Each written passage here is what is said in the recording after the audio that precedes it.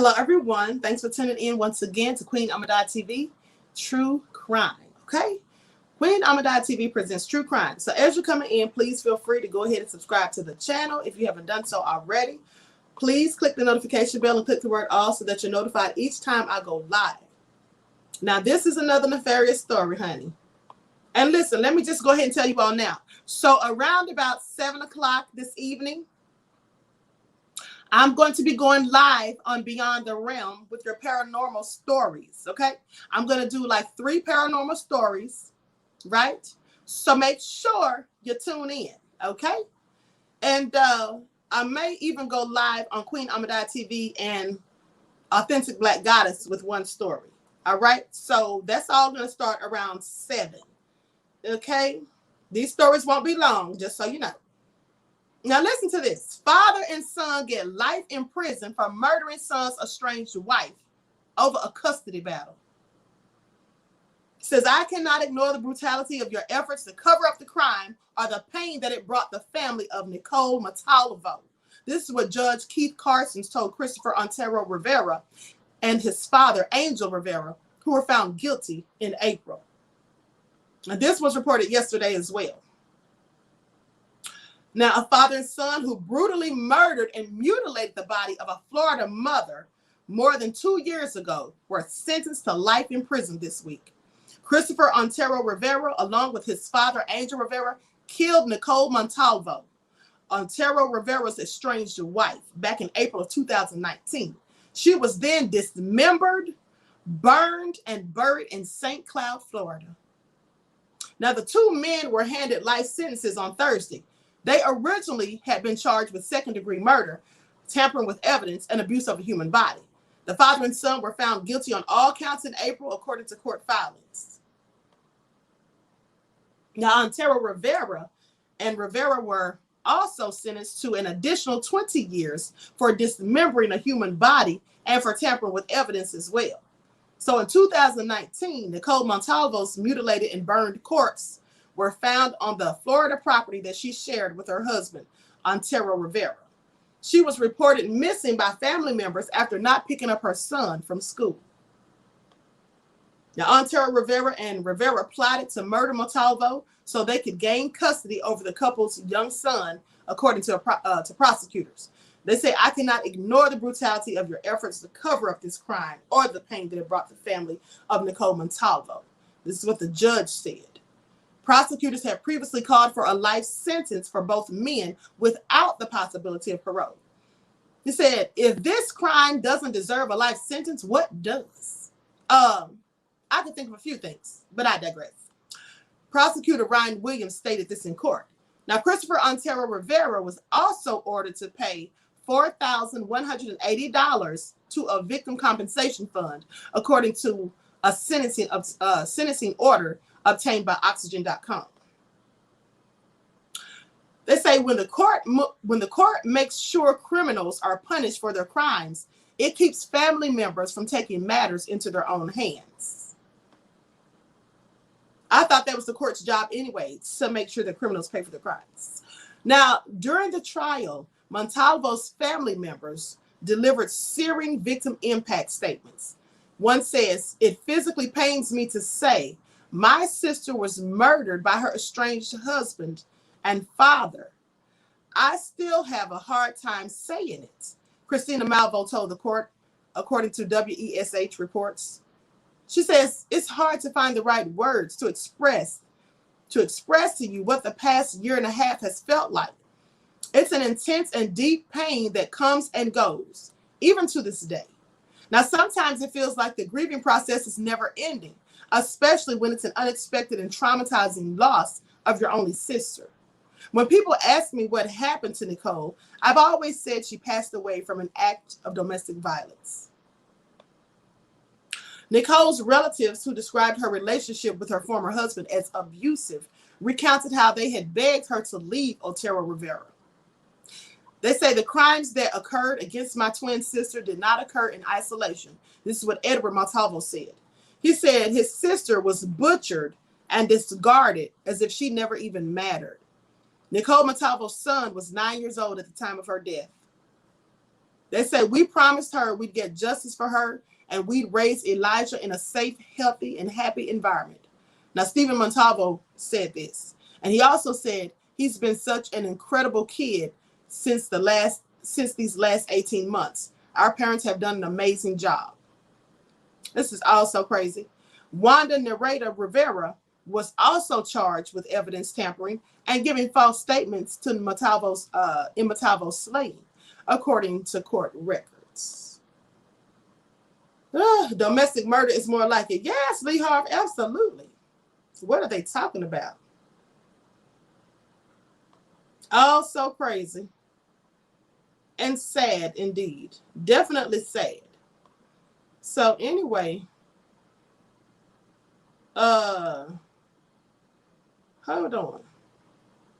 Ooh, honey, they have some juicy stories. They really do have some juicy stories. But nevertheless, I'm not going to get all into those, right? With that all being said, I'm going to give you all one more story, and then I'm going to conclude this broadcast. Okay?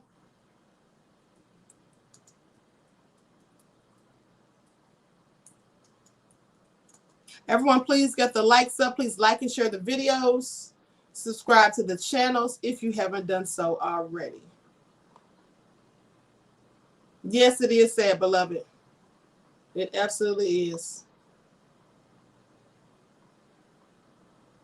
Okay, here we go. Don't forget to subscribe to the channel also. Click the notification bell and click the word all so that you're notified each time I go live on here.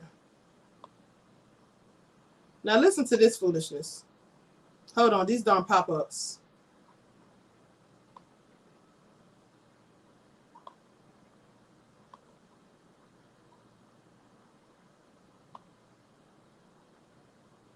Okay, here we go.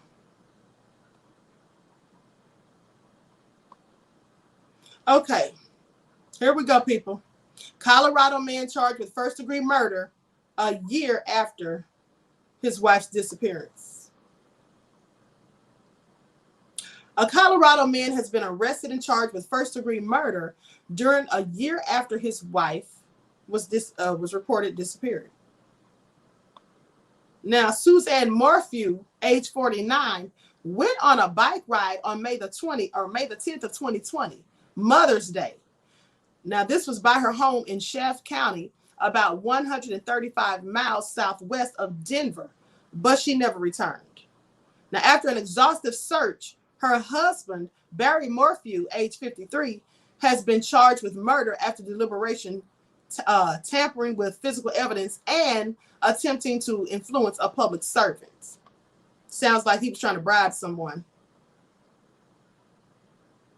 They say, according to some family members, Morphew was out of town when his wife vanished. The couple had 2 daughters together.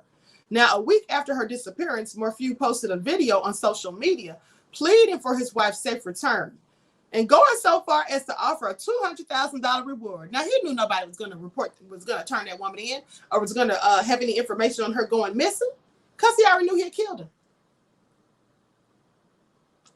And then going to offer up $200,000. Oh, these devils. However, Suzanne Morphew's brother, Andrew Mormon, previously told TV host Dr. Phil that he suspected Barry Morphew of murdering his sister. She says, today, justice is beginning for my sister. Suzanne's sister, Melinda Mormon, told Fox 21. It's been a journey that no one ever imagined that we'd have to take. Today marks a major milestone in this investigation, said Shaft County Sheriff John Speeds. Today is not the day for celebration, nor does it mark the end of the investigation. Now, the Shaft County District Attorney, Linda Stanley, said at a press conference on Wednesday afternoon that Morphew's body still has not been found. She says, I wouldn't bring charges if I was confident. I wouldn't bring charges if I wasn't confident. This is what Stanley responded to the question. She said when she responded to the question of the validity of her case against Barry Morphew without having a body recovered. She says today is a good day for Suzanne. Today is all about Suzanne, and it's all about her family, and it's about all the individuals that knew, loved, and cared about her. Now, Barry Morphew is expected to make his first court appearance tomorrow at 10 a.m. local time, according to Stanley. The arrest affidavit remains closed, according to Stanley, as the investigation is still ongoing. These people are so nefarious. Now, he killed this woman clearly, and sitting there talking about he's going to offer somebody $200,000 just to make it look good. Just to make it look good. That's all that was. So anyway, let me read some of these comments. Sneaky devils, where did they find her body? They didn't find it, beloved. They still don't have the body. They've not recovered it. It's no telling what he did. He could have chopped that woman up into little bitty pieces and just disposed of her anywhere for all they know. So how are they blaming the husband? Well, I don't know. They likely have some sort of evidence. Maybe the family knew something. Maybe they had a history of violence. Maybe they were, estranged. I don't know how they're blaming him. But guess what? When wives are killed, 8 times out of 10 at least, it is the husband. It is the husband. And the same thing with husbands being killed. And let us not forget that murder is indeed a crime of proximity.